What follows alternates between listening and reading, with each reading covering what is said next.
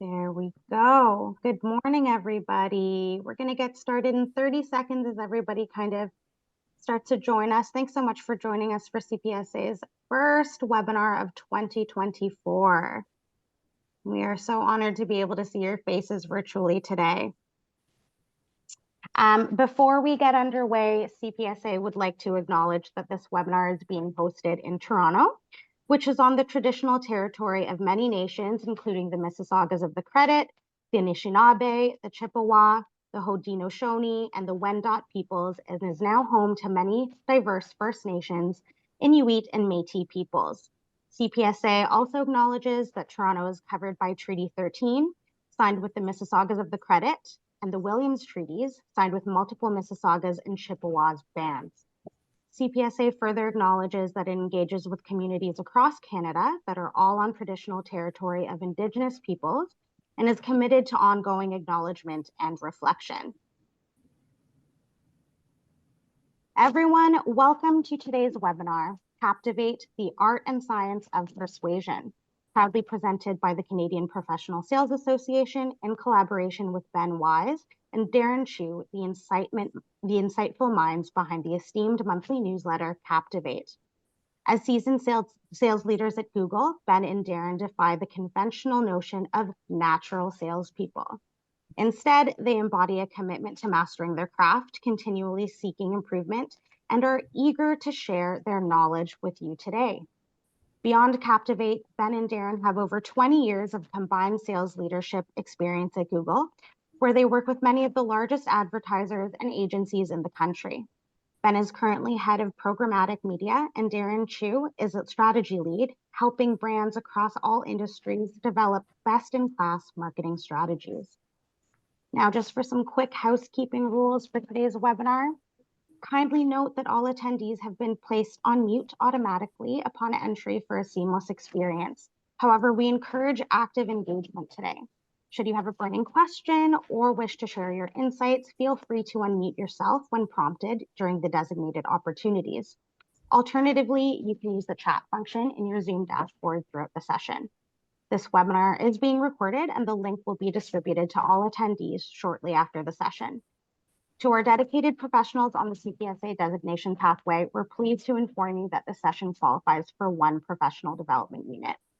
Following this session, all participants will receive a personalized certificate of participation, downloadable and shareable on your LinkedIn profile. Now, without further ado, let's extend a warm virtual welcome to Ben and Darren as they take the stage for today's session. All right. Good morning, everybody. And Ruplan, thank you so much for the lovely introduction. I'd like to thank the CPSA for partnering with us to be here with you today. And to the many people on the call. I know everyone's busy and you've all chosen to spend the next hour of your time with us. We're very grateful for that. And we will do everything we can to make it a good use of your time. Now Ruplan mentioned that Darren and I are not natural salespeople. And we actually started here around the same time. Watching Darren, I can confirm that that is 100% accurate. Nothing natural at all. But we firmly believe that sales or persuasion, just like anything else, is a skill that can be learned, it can be studied, and it can be practiced. So as we each joined kind of the sales world a little over a decade ago, we each set on our own learning paths. And later, what we found out was we had this shared fascination with the psychology and the research behind the persuasion. Not only because it's interesting, sometimes really counterintuitive, but because a lot of these tactics are really easy to put into practice. And as we did them, we found that they were very effective and help us grow and develop as salespeople and eventually sales leaders. And so we're here today to share with you a lot of what we've learned. We'll go through a bunch of great principles and tactics that hopefully you can put into use right away to help you become more successful.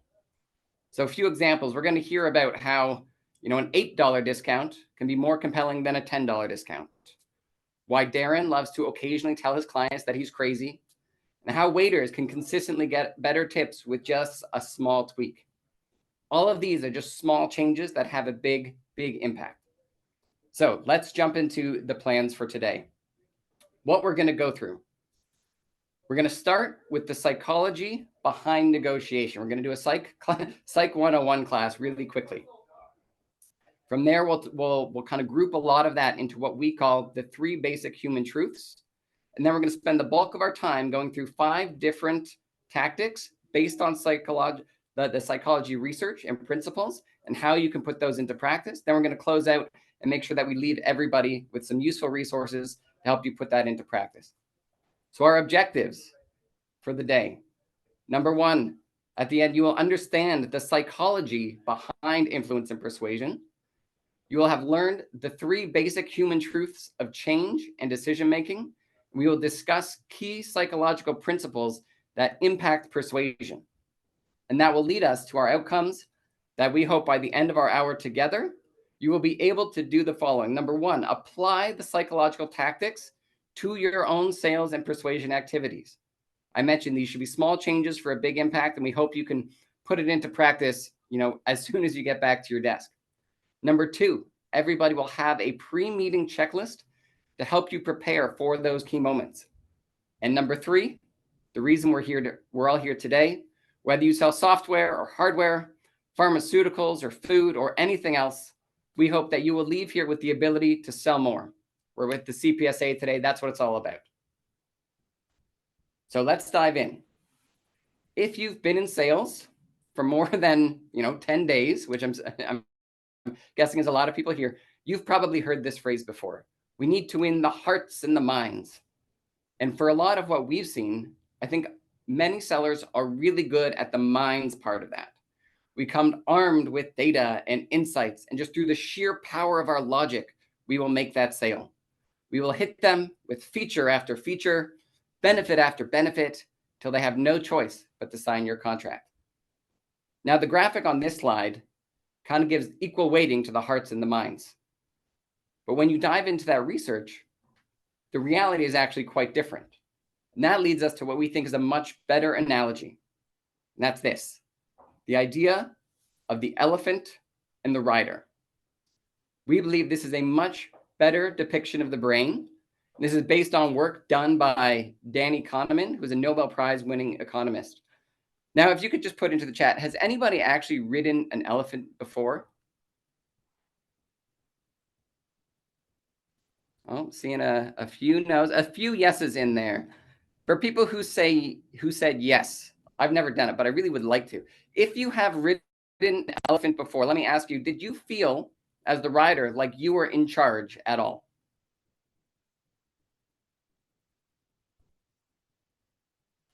Not in charge, not at all. Nope, no way, not even a little bit, absolutely not. No, I was a child.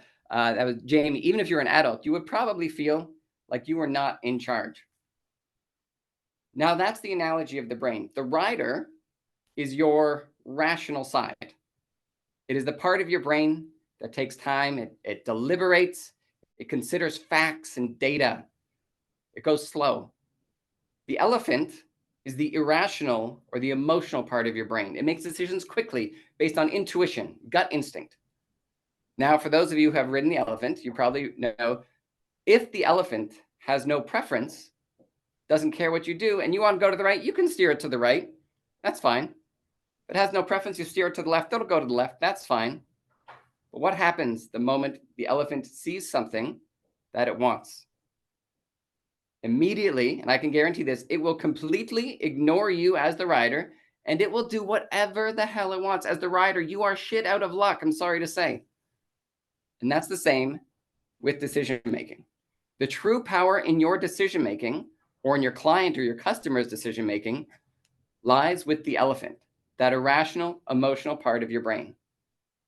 Now, does anybody want to guess? There's been research done that shows on average what portion of a decision is emotional versus rational. Put into the chat what percentage of the total you think is emotional. Let's see some answers. Seeing 65, 80, 75. Oh, I see a 95, a bunch of 80s, bunch of 70s. All right, thank you. What the research shows, the answer is 90%. 90% of a decision is based on someone's emotion, regardless of the facts or the logic of the argument.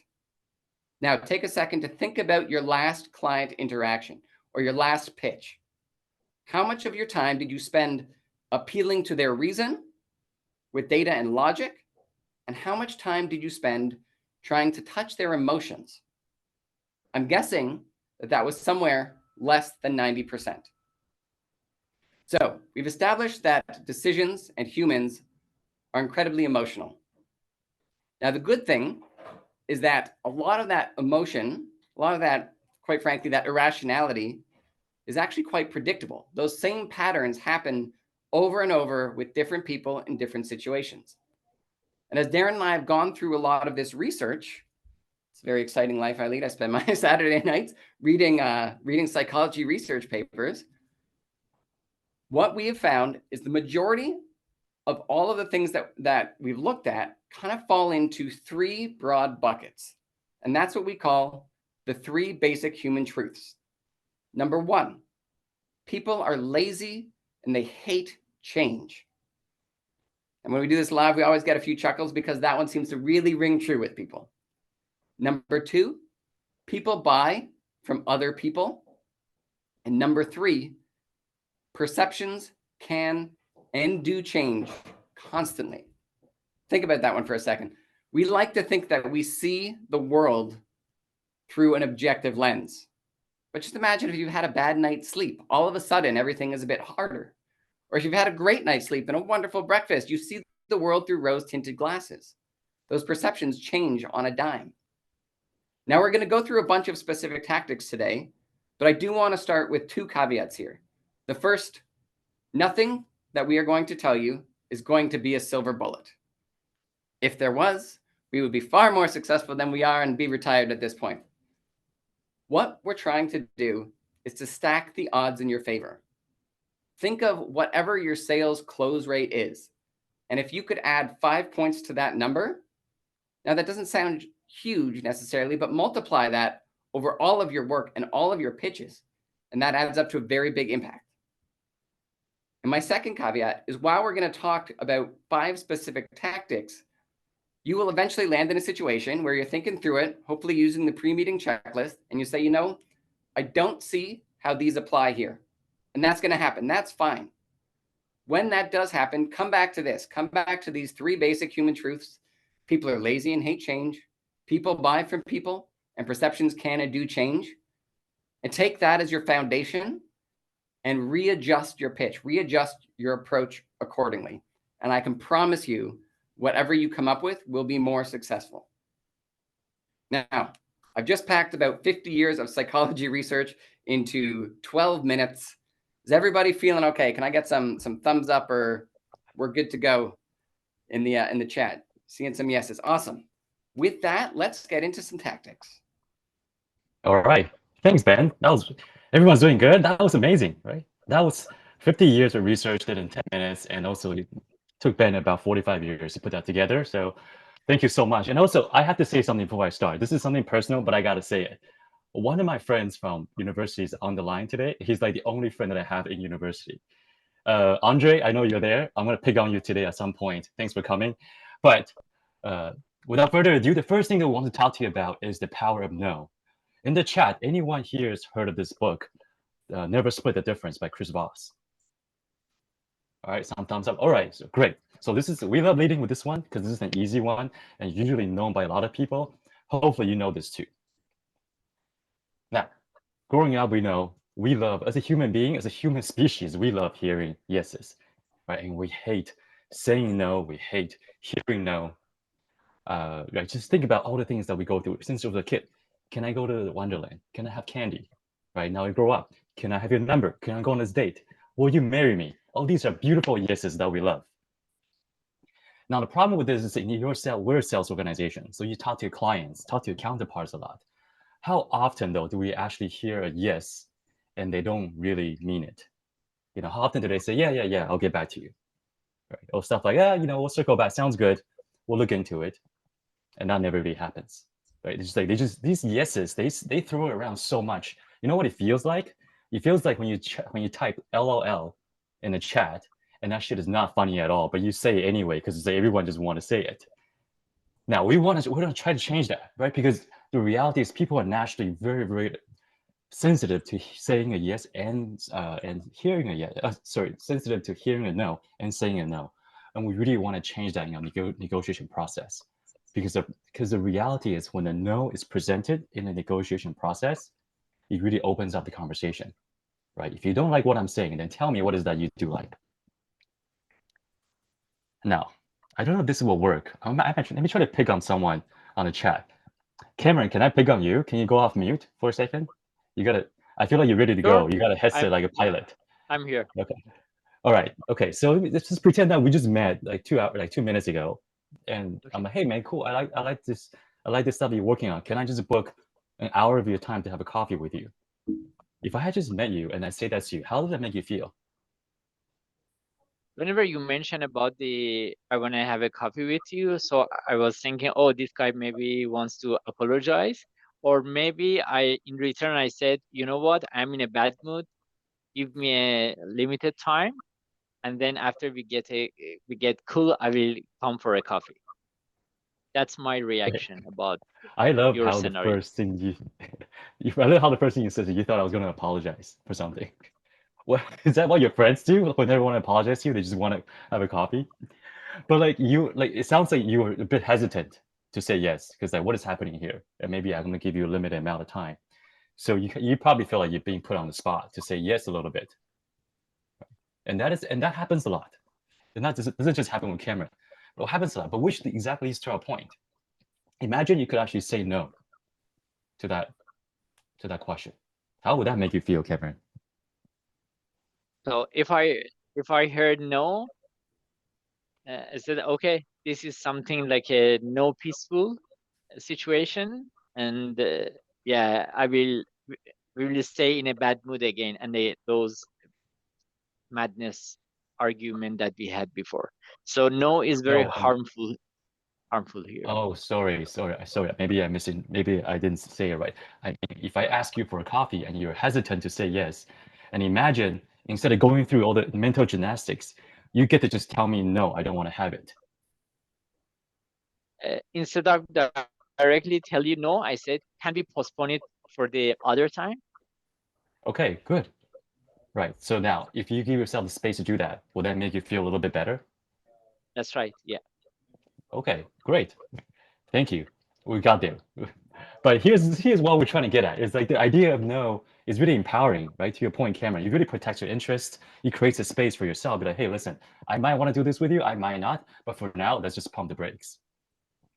Now, why is this so important? Why is it so important to protect interest in negotiation? Because if you think about it, in negotiation, by its nature, you are trying to take something away from your counterpart. Maybe you're trying to take away their money. Maybe you're trying to take away their commitment. Maybe you're trying to take away their time. So it is in your best interest to do so in a way that really protects their interest. So they think that in their journey of saying yes to you, they're somehow protected in the negotiation process. And that's why this is really important. Now, here's the really tricky part though, is that in negotiation, it is our ultimate goal to hear a yes, not a no. So then this whole thing feels really counterintuitive. Why would we want them to say no to us when we want to hear a yes? And this is where, if you read the book by Chris Voss, where he introduced a very, very neat trick in reframing your question in a way that becomes a no-oriented question. Right. So what I'm trying to say is that we can ask the exact same question, but let's just reframe it in a way that encourages a no as opposed to a yes. So let's take the example with me and Cameron, for example. Take that example. Instead of saying that, can I grab a coffee with you? I can just simply say that, is it too much to ask if we grab a coffee? Right? All of a sudden, the same question, but he now gets to say, no, it's not too much to ask. So I don't know if this is going to work in this virtual space. Hopefully we can do this in the chat if you want to shout out the answer. Here are 4 questions that I feel like we hear a lot in the office. And they're all a yes-oriented questions. Could you just put it in the chat or maybe shout out what you can reframe this question in a way that becomes a no-oriented question? Let's see if I did. Are you busy? Are you okay? Are you busy? That's a really good one. Oh, I feel like people are typing in the chat. I can't keep up with the chat. Okay, so are you busy? Is a really good one. Another one is this a bad time? Maybe. Right. Ben, could you Yeah, we got a few Ben, more I'll here. let you man the chat because it's really hard for me to do both. Do you, Yeah. So if So you here, do you have a minute? Do you mind joining me for a coffee? Is there time you're available over coffee? right. Okay. So things like that, we want to say. I like whoever said, "Are you busy?" Because that means for them saying no, it's implying that yes, I will have a coffee with you. The example we have here is this a bad time? It means no, it's not a bad time. And all of a sudden, they are still saying no while agreeing to the questions that you have. Right? Do you want to do something? Are you opposed to do something? What about something like, do you agree? How do we reframe this question? Against? Do you Sorry? oppose? Are you Yeah. against? Yeah. Do you disagree? Are you against? I love that. And what about the last one? Does it sound good?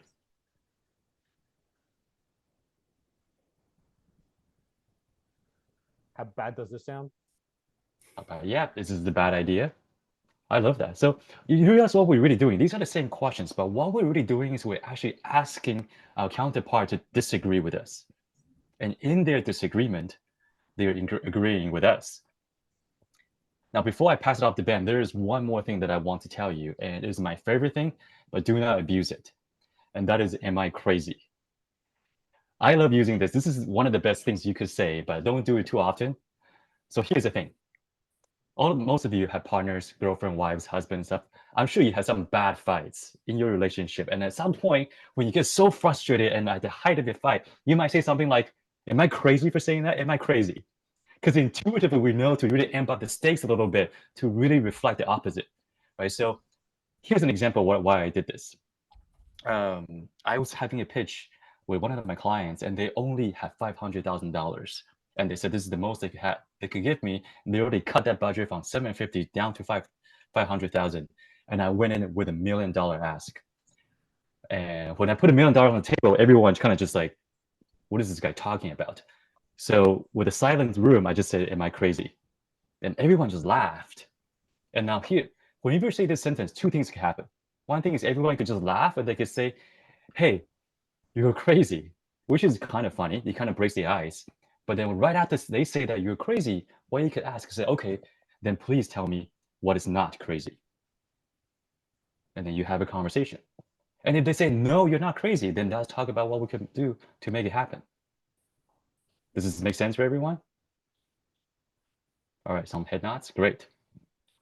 All right, I'm gonna pass it off to Ben to kick us off with the second tactic. Darren, Oh, sorry yes. to jump in. Does this make sense? Is not the right question for you to say, because you're asking for a yes. You should ask a question that would have us all say no. Does this make sense? Yeah. You just said, does this make sense to everybody? As you're seeking the yes here, and I would argue that you should be asking the opposite question to get us all saying no. Versus, yes. Yes. Thanks, Arash. Yeah, in a negotiation, that would be the case. I did not realize I was in a negotiation with you, Arash. Now that I know this, I'll have to turn my shit on. So from this point on, I will be negotiating for your attention. But thanks for calling that out. That's correct. Yeah, I'll also just jump in. I do want to address, there are a few questions in the chat saying open-ended versus closed-ended questions. I think a lot of times as salespeople, we are taught and trained on the value of open-ended questions. We actually get into that a little bit later. That's absolutely true in many situations. There will be some things that are a little more straightforward, that are kind of a yes or no, black and white type thing, like, do you want to grab a coffee, or, where there is a very clear answer. And those are the situations where we're trying to reframe the question to still get the same outcome, but letting them feel more empowered by saying no instead of yes, but still get their time over a coffee.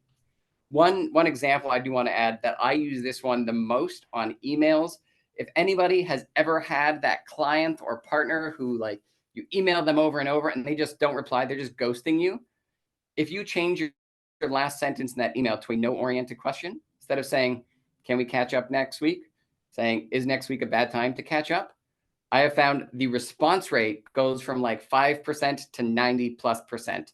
That is just such a quick, simple thing you can use in your emails that will drastically improve your outcomes. So moving on, before I reveal the next tactic, I want everybody to pause and think for a second. When you are out pitching for your company towards your client, who do you think of as your main competitor? Now, we don't all know where everybody's working these days, but if you want to put something into the chat, feel free. Jeff, yourself, we can take that one offline. Ruplan mentioned that our day jobs are at Google. When we ask that question, we get a lot of, it's Facebook, it's Amazon. But I would argue, and I don't want to downplay how important or how difficult some of those can be. And I see this answer from somebody in the chat. Who was that? Lisa. The status quo, I would argue, is the single biggest competitor that any of us face. Now, this is a concept that was coined in the 80s, and it's very simple. People have a natural bias in favor of the status quo. It's a wonderful concept, not the most clever name, but it really fits neatly into that first theme we talked about. People are lazy and they hate change. Change is hard for no other reason than that it requires change. And I think as sellers, our natural instinct is to drive that change, is often just to push. And if that doesn't work, let's just push some more. Now, let me give you a simple example. This past weekend, I was taking the kids out. I got them all into the car, put the car in drive. I hit the gas. The car doesn't move. Sorry, Ben, to interrupt. Is the slide still okay? Because for some reason, my screen just went weird. No, we're seeing just the regular edit mode, not the presentation mode. But I was powering through. Weird. Okay, sorry about that. I don't know what happened here. Is it back? Yeah, thank you. Sorry about that. Yeah. Sorry about that. Yeah. So I was saying I hit the gas. The car doesn't move. My natural instinct? Oh, that didn't work. Let's push harder. I hit the gas pedal even harder. Still just sitting there, not moving. Then I realized the parking brake is still on. I released the parking brake. We're good to go, and off we roll. I could have sat there all day, pushing and pushing and pushing, used up the entire tank of gas, and not moved an inch. But that just demonstrates our natural instinct is to push. When in this case, there was something there blocking what I was trying to do. And pushing harder made absolutely no difference. It's how do we remove that blocker? And often that concept of how do you remove the blocker, the friction, is going to be very effective when you are up against somebody where you can really clearly see that status quo bias. So now we're going to look at 3 different ways that we think you can overcome the status quo bias. The first one we call reducing the friction. And that's very similar to that driving example, but let me give you another one. Imagine you're shopping online and I could offer you $8 off, or I could offer you $10 off. Put in the chat, what would you prefer, $8 or $10?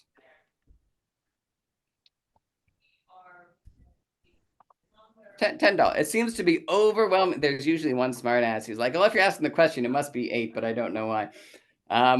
Yeah, logically, we would all prefer the $8 or the $10 off. It's more money. Who wouldn't want that?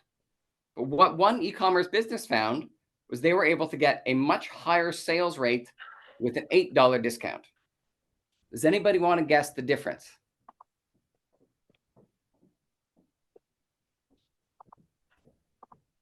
Other factor, free shipping. So that's exactly it. It's the way it was framed.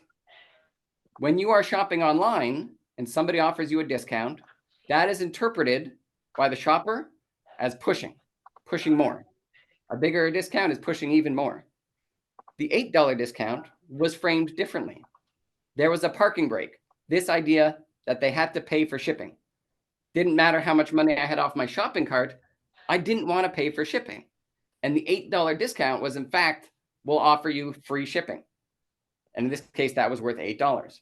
And what they saw was removing that parking brake led to a much higher conversion rate than an even larger dollar value discount. So it's a little counterintuitive, but it just shows the idea of removing that parking brake, reducing that friction, the impact that can have on that status quo. And I think the real trick here as salespeople is how do we uncover what those friction areas might be?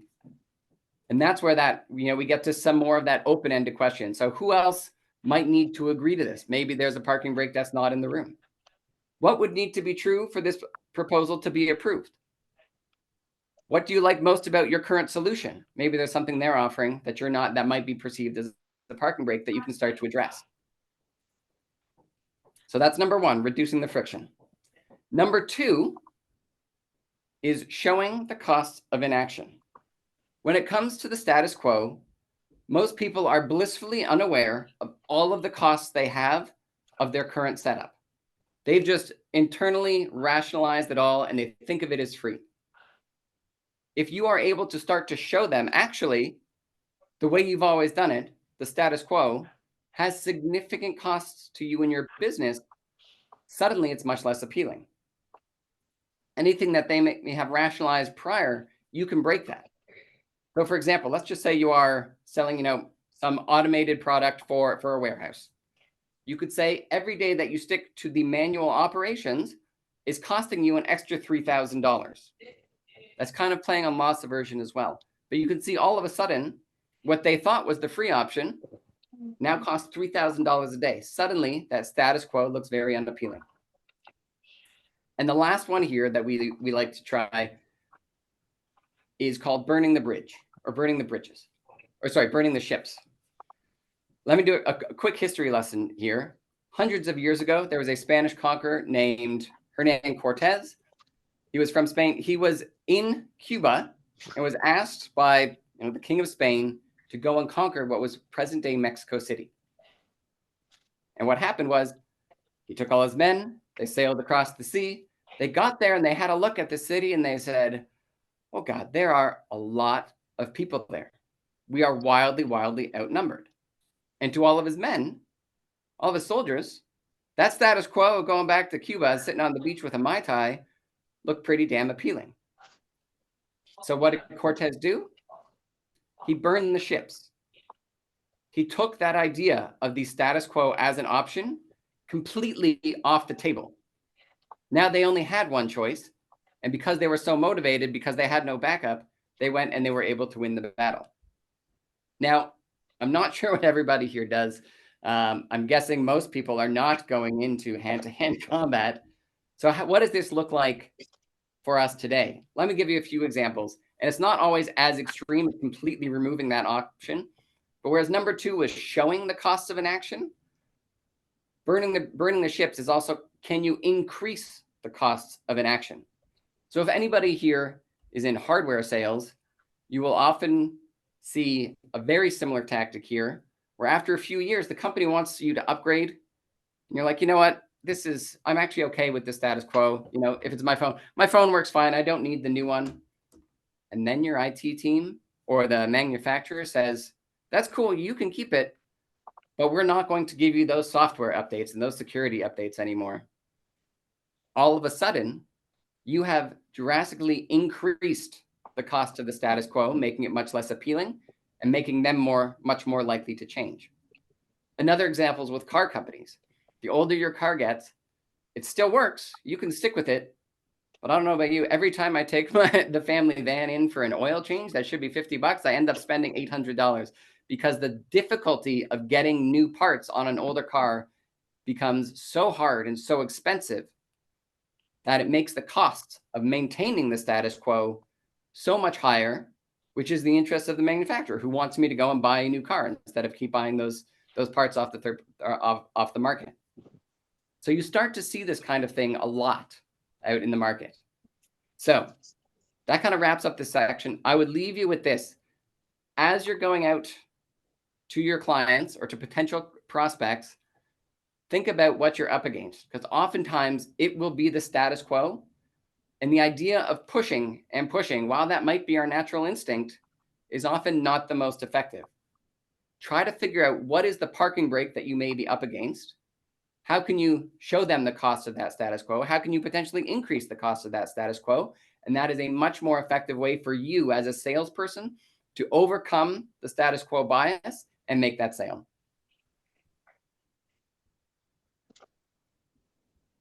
All right, love that. I love how Ben was saying about like how when no one's in battle here today, and then Colin just like, I am like gladiator here.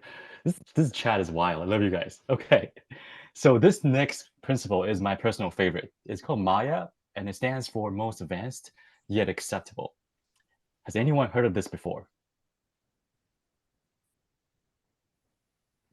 Maybe some. Let me see. No, okay. Not many. So the Maya principle is actually a design philosophy, and it was first coined by this man, Raymond Loewy. And the idea is that whenever you're introducing a brand new concept, remember earlier Ben talked about how the human mind is very lazy and we don't like change. So whenever you're introducing a brand new concept, you have to try to balance out the new, the innovation, with something that's old and familiar. Okay, something that's too new is not acceptable. Something that's too old, we don't care. And that fine balance is what makes Raymond Loewy one of the greatest industrial designers to this day.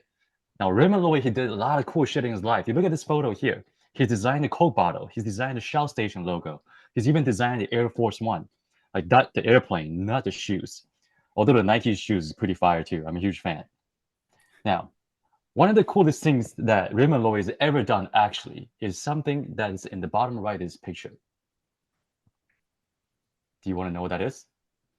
Maybe some of you could tell what that is already. That is a space station. So I want you to picture is the 70s. Apollo 11, most of you probably know Apollo 11. It had just landed on the moon. And this is, mind you, this is in the height of the Cold War between the Soviet Union and the United States. And the space race was on full heat. So the United States was injecting a lot of dollars into building new space stations. And this new space station in particular was going to be the one that's going to beat out the Soviet Union and be the space station for the rest of the, pretty much our space expedition. So of course, they invited none other than the industrial designer Raymond Loewy, just to make sure that they're getting the space station right. Now, upon arriving at NASA, Raymond Loewy went to the room and he looked at all these blueprints and he took a pen and he drew a giant circle in the middle of this blueprint. Do you want to guess what that circle is? The hint is in the picture. Oh, yeah, It's we a got window. one. Yeah, it's a window. That's right. Now, because the idea is, Raymond Loewy says, listen, you are building something that is so new, so outrageously innovative, which is great, but this whole thing is too advanced and it's not acceptable. And all these astronauts, they need an anchor. They need some level of psychological stability and safety while they're in the space station. So what he's trying to do is that he is trying to tell NASA that, hey, while these astronauts are in the space, they need to look out to this window. Everyone has a window at home, but also more importantly, they need to look out to this window and see the very familiar Earth that they call home. And that becomes the anchor of all astronauts. And now, if you take a poll on every single astronaut who's ever been to space, and you ask them what is their number one favorite activity to do, guess what it is? Yeah, it's looking a lot of head nods here. It's looking out that window. Now, Raymond Loewy has been dead for almost 40 years now. And until this day, every single space station still follows this blueprint. Most advanced, yet acceptable. Extremely powerful concept. Do not take it for granted. Because if you do, this happens. Any of you remember Vine or Google Glass? Yeah, if you don't know Vine, Vine is pretty much like TikTok. It's a short form video social media platform. It does the exact same thing that TikTok does. But the problem was that it came out in 2013. And guess what was happening in 2013? Facebook was barely transitioning to Instagram. Everyone is still doing the text-based update on Facebook. Remember those text-based updates on Facebook that you write every Sunday morning? Live, love, laugh. So blessed on this Sunday with my coffee, and nobody really reads it. And the people are still getting used to migrating that into pictures on Instagram. And this video format is just too new for the user mindset to grasp. Couldn't work out. Also in that same year, 2013, Google Glass came out. It was such a great product, but guess what? Didn't go anywhere. You know, it hurts us, work for Google, it hurts us to say this, but it didn't go anywhere. And why? Because in 2013, the cell phone penetration was only 56%, which means almost half the population didn't even have a smartphone. And now you want to put what on their face? No one's going to go full-blown Star Trek when they don't even have a cell phone in the first place. So that didn't work out. So both concepts were so advanced, but not acceptable, not familiar enough. There is one company that does this really, really well. Look at this, Apple. The power of incremental innovation is being studied throughout so many different publications, as you can see here. And if you look at Steve Jobs' introduction on the very first Apple iPhone, you will know he's really adhering to the script of Maya to a T. And instead of us telling you, I'm just going to show you the photo, the picture, the video. I did cut it and also speed it up, so it might sound a bit weird and fast, but just I didn't want to take up the entire 10 minutes of your time. So let's see if this works. We're introducing 3 revolutionary products of this class. The first one is a widescreen iPod with touch controls.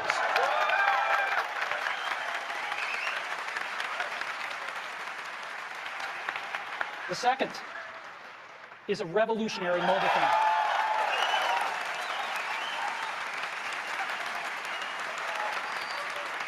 And the third is a breakthrough internet communications device. So, 3 things: a widescreen iPod with touch controls, a revolutionary mobile phone, and a breakthrough internet communications device. An iPod, a phone, and an internet communicator. An iPod, a phone. Are you getting it? These are not 3 separate devices. This is one device, and we are calling it iPhone. Today, Apple is going to reinvent the phone. And here it is. How fun was that? You see what he did there? iPhone is something that the world had never seen before. And he didn't just come up like, look at this iPhone, it does everything, let's go. No, he's like, listen, this is an iPod. This is a phone. This is an internet device. You know what an iPod is. You know what a phone is. You know what an internet device is. This is nothing new. We're just putting it together. And you look at that funny photo that you show at the end with a rotary phone and an iPod. Because you're so afraid that if you just come out outright with something so innovative, it's not going to be acceptable. And look at where Apple is today. So then how does this apply? Well, in negotiation, we can follow that sort of train of thought as we're talking to a counterpart. So maybe you can start with a familiar. We talk about concept needs to be familiar first. So show them the similarities between your new idea and their current strategy. Right? Ask them leading questions like, what do you like about your current strategies? What do you like about your current solutions? Right? What do our competitors do well that's working really well for your business? What features, what strategies do you use the most? These are really easy questions to get them going. Everyone knows what they like. And once you have established that common ground, then you can start building on that familiarity, right? Introduce any incremental changes that you want to pitch to them. What do you not like about your current strategy or product or solution? How can we improve it? What do you not like about what our competitors are doing, right? And if my idea can build on the success of XYZ, is there a reason not to proceed? That's a no-oriented question, by the way, Arash. Did it for you. I hope this all makes sense for everyone. Now I'm going to pass up to Ben for the next one. Awesome. Thank you very much, Darren. I always get goosebumps watching that video of Steve Jobs, seen as like one of the most revolutionary products of all time. And he still takes the time to couch it in that very familiar pieces that everybody understands before introducing it. I think it's such a great example. Now, moving on, if we go back to our 3 human truths, we know that people buy from people. It's often said salespeople are in the relationship business, and we believe that couldn't be more true. Whether this makes sense or not, the reality is that if your client likes you, I think they're much more open to your ideas and to your proposals. And who does your client probably like the most? Themselves. While Tinder might tell you that opposites attract, we like to call bullshit on that. That is not what the research says. Birds of a feather flock together. In professional and personal settings, people are attracted to people like themselves. And that's what strategic mimicry is. Now, to be clear, we are not suggesting you change who you are. Absolutely be yourself, bring your whole self to work. But what are some subtle changes or small cues in your body language that you can use to send the right signals to help build that rapport faster? And that's exactly what strategic mimicry is. Subtly matching those small cues and behaviors to send the message that we're alike. You can trust me. And that helps you build a rapport faster and makes you seem more trustworthy. So we're going to look at 3 different ways to do this. The first one we call physical mimicry. Now, again, not saying don't go in there and be an exact mirror of your counterpart. That would be hard to do, probably look really weird, put them off. But this is really about, can you match their vibe, their energy? So I know, and as you probably gathered over the last 45 minutes, I love Darren. He is so high energy. I feel like when I go into a meeting with him, I take a shot of Red Bull before I go in so that I can come in full of energy. You know, I match his vibe. I speak a little louder. I speak a little faster. I have other clients that I've worked with that are much more subdued. Maybe I'd sit back a little bit more. I'd speak a little more softly. So it's not about being a mirror of them, but it's about getting yourselves on the same kind of physical or wavelength, being on the same vibe as them. It shows, you know, we're on the same page. And that little cue helps you seem more trustworthy, more likable. The second one is called verbal mimicry. Now, I'm going to go out on a limb and guess that most people here, whatever products you work on, whatever company or whatever industry, I'm going to assume you probably have a fair bit of your own jargon or your own acronyms. And I think when you're talking to a customer or a prospect, being able to understand those words, that vocabulary, and weave it into the way that you speak yourself shows them, hey, we speak the same language. I'm like you. And that instantly makes you more trustworthy. So a couple examples. You know, I've worked with a lot of advertisers or clients that sell billboards, like advertising space on billboards. And when you talk to those people, they will never use the word billboard. They refer to them as boards. I have another friend who's in sales at a food manufacturer. While us normal people might talk about the texture of our food, they like to refer to it as the mouthfeel. Now, I have trouble saying that one, so I think it's silly. But if you're in that industry or you're trying to sell to somebody in that industry, being able to use those gives you a lot more credibility and makes you seem much more trustworthy. I can also remember very distinctly when actually I was the recipient of that. I had a client who knew some of the internal terms that I was used to using. And as soon as he said that, I thought, whoa, you know what that means? You know that acronym? Immediately, I just felt like he understood me better. And it made for a closer rapport with that client in a two-way kind of way. So super powerful. And the last one here is called verbal mirroring. Now, let me try something out. I apologize. I'm going to pick somebody at random who I see with the video on. Matt Taggart, if you don't mind coming off mute. I love your background, by the way. Oh, Matt, I don't see you off mute. Oh, there we go. All right, Matt, thank you. Round of applause for Matt. Matt, can you please tell us what is your role? Where do you work? I manage a group of 8 territory sales reps for Benjamin Moore Paints. For Benjamin Moore Paints. Okay. And when you're working with your team, let's say over the next week, what is kind of the biggest thing you're working on right now? In like a sentence. Let's see. High level. We have a deadline for some administrative submissions for some cooperative advertising. Cooperative advertising. Interesting. Tell me more. Cooperative advertising is a way for our independent network to leverage our brand. All right. That is perfect. Thank you very much. Another round of applause for Matt. Now, if you noticed what I did there, it was called verbal mirroring. Essentially, I just repeat his own words back to him. I'm working on a project about cooperative advertising. Oh, cooperative advertising. You just take their words, you change your intonation, and you make it a question. And then he starts to open up. And if they're a little hesitant, you just add in, oh, tell me more.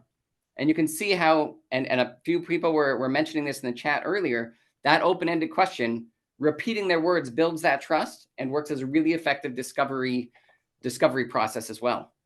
Now, an example of a really interesting study that I saw on this one was actually, you know, when you go to a restaurant, some waiters, you know, can I have the burger and fries, please? Okay, they'll write it down. Okay, yep, next.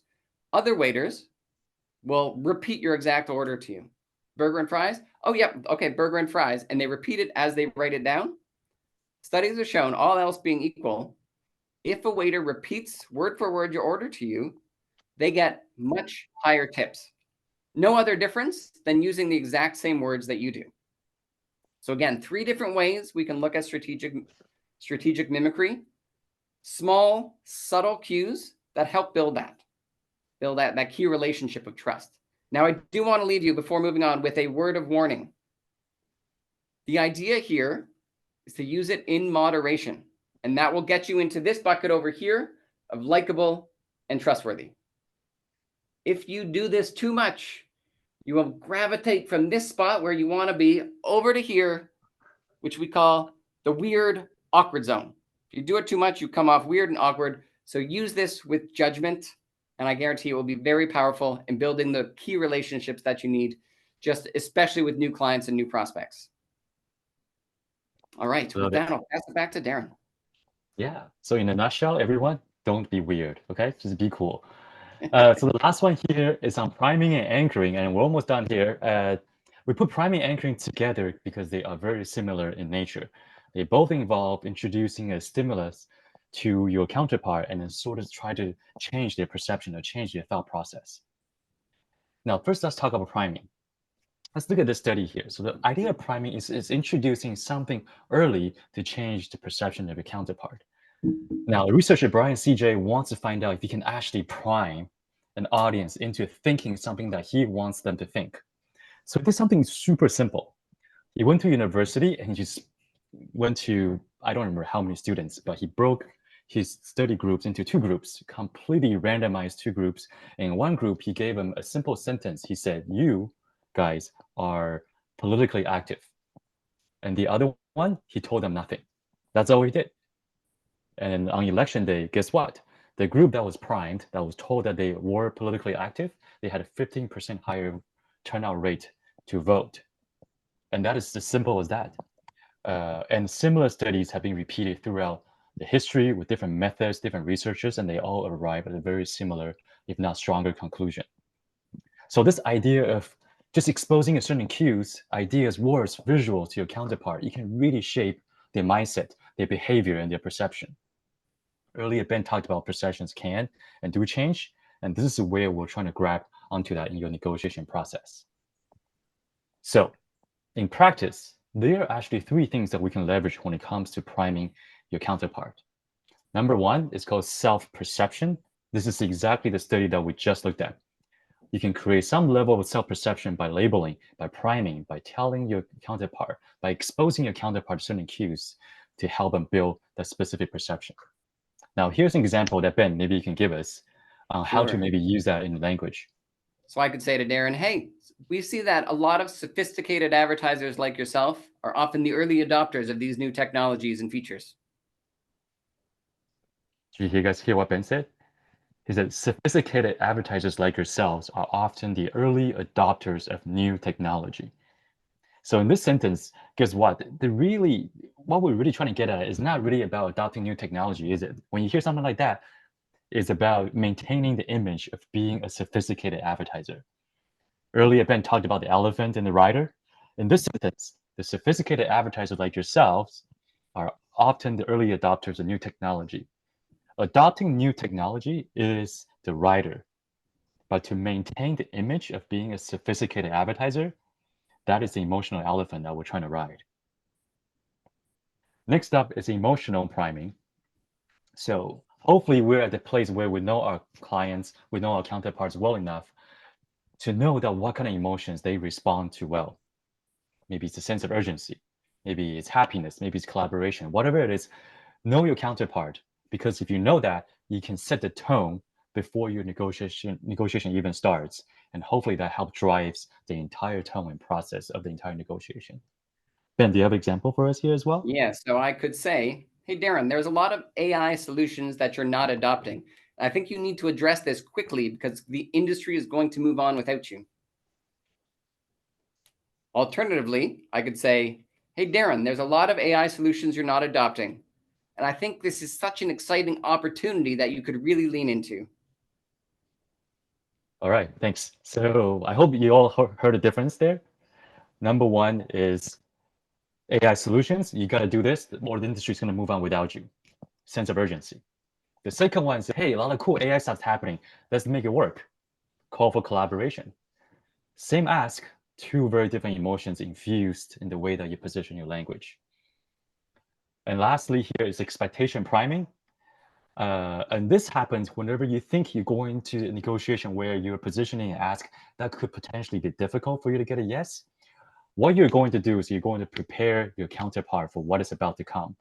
And the best way to prepare them for that is to actually oversell in the beginning to get the expectation way up so the subsequent ask becomes so much easier in contrast. So Ben, do you want to give us one as well? Yeah, so I might say, hey, Darren, I'm really sorry, but I've got an annoying ask. Any chance you could put me in touch with some of the power users of the product? All right, Ben says, I'm sorry, I got a really annoying ask. I'm being super annoying right now. And when somebody comes to you and says something like that, you'd be like, all right, fine, what is annoying? What's about to happen? And he said, I just want to contact some of your power users. And that's pretty easy. I'm like, all right, I'll just send you a few emails and send you a few phone numbers. And that's one example of expectation priming. Yes, Arash, thanks for that. Yeah, exaggerate the worst case scenario, exactly. So what you want to do is really just try to prep them for what is about to come. Next, let's move on to anchoring. But before we actually do the anchoring explanation, we want to do an exercise. Ben, you want to take over here? Yeah, so we're going to do a quick one here. I am conscious of time, so I'll try to get through this quickly. We're going to have a build, and we're going to put up 2 QR codes. Each of them goes to a link for a survey of one very straightforward question. You read the question and be confused. It has nothing to do with sales. All will be revealed afterwards. Do not Google the answer, please, or Bing or ChatGPT or whatever. Just read it, take 2 seconds to think, and put it in. The answer is a number. Please use a number because this links to a spreadsheet for us. If your birthday is in the first half of the year, January 1st to June 30th, scan the 1 on the left of your screen. If your birthday is the second half of the year, July 31st onwards, please scan the 1 to the right. Okay, Darren, let's put up the QR codes. Hope get those phones handy. Remember, read the question. Take 2 seconds, not more.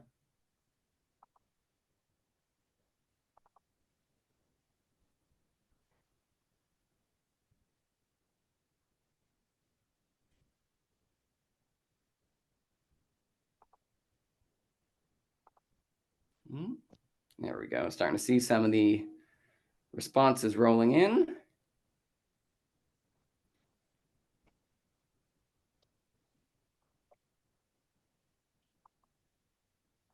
Okay, we'll give you another 5 seconds.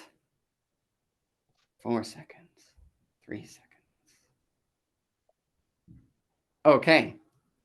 Now, the average answers between the 2 questions, one is more than 3 times higher than the other. But here's the trick. We asked both groups the same question. How many days does it take for Mars to orbit the sun? But we gave you an anchor that was different in each group. So in one group, we said Earth's orbit is 365 days, and that number was your anchor. And the average response in group 1 was a Mars orbit of 550 days. The second one, the anchor was Jupiter's orbit, which is over 4,000 days. And the average answer in that group is around 2,000. 550 versus 2,000, based on that different anchor for the exact same question. So you're probably not asking your clients these questions, but it does show the very, very serious power of anchoring. And I'll pass it over to Darren to kind of walk us through in a little more details. Yeah, I'm going to try to speed through this very quickly because I'm very conscious of time. Now, the reason why anchoring works so well is because of these 3 things you see before you. First of all, anchoring is a cognitive shortcut for your counterpart. And this just happened with you. When you're introduced an anchor, remember Ben said earlier, people are lazy. They will rely on that reference point and make adjustments based on that reference point. Second thing is the primacy effect. The primacy effect means whatever information gets presented first has a stronger impact on your decision-making process.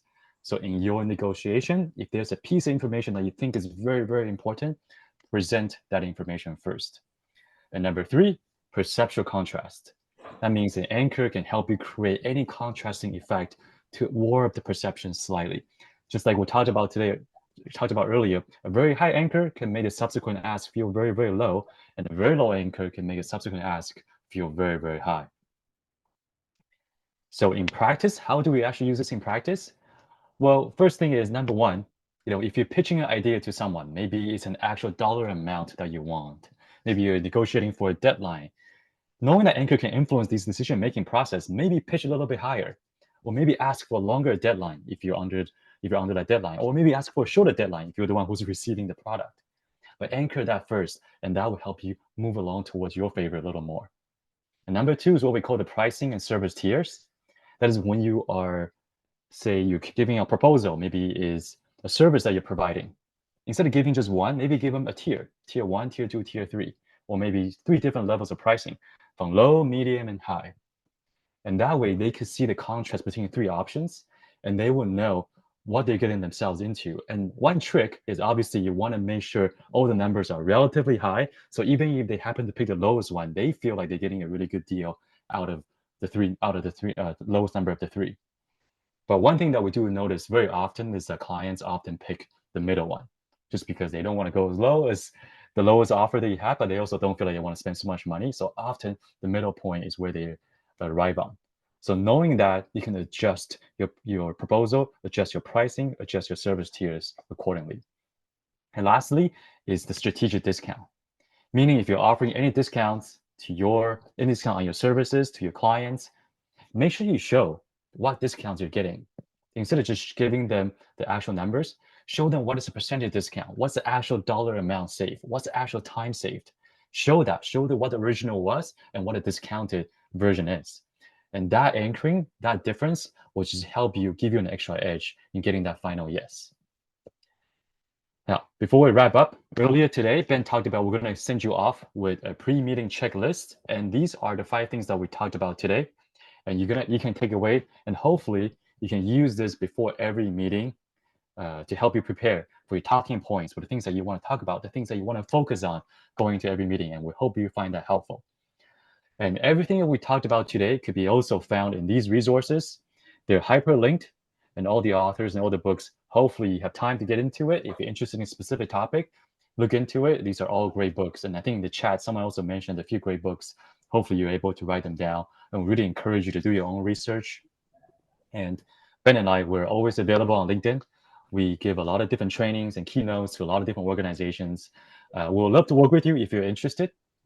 And in closing, earlier we talked a lot about the elephant and the rider, so I hope you remember that. We don't want you to stop doing all the logical, all the cool analytical stuff that you're doing. You are very, very good at it.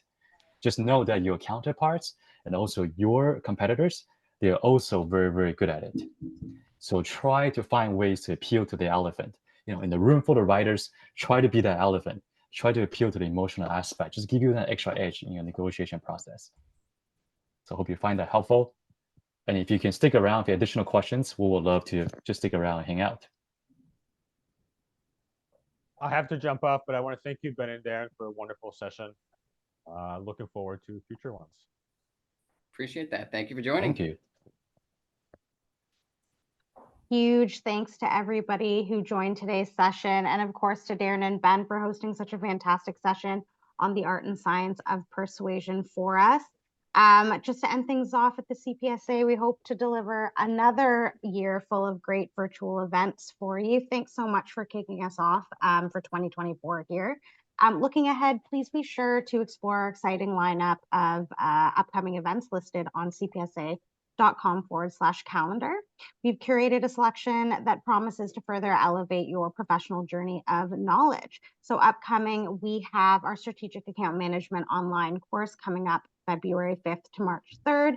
We have a free public webinar on overcoming price pushback in a slow economy on February 28th.